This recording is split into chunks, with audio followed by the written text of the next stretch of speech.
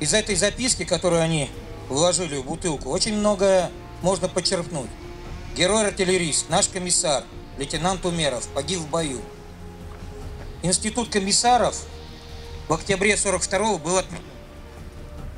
Каким же уважением пользовался человек, которого после уже отмены приказов, так и продолжали называть комиссаром?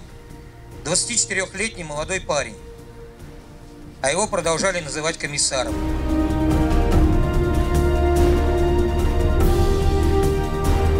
Благодаря этому бокалу на него именно сработал металлоискатель, металлодетектор.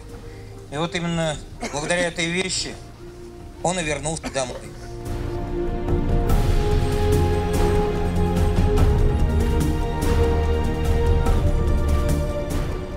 И шок был, радость была. И вообще, потому что мама, даишка искали его, а приходили известия, что он без вести пропал.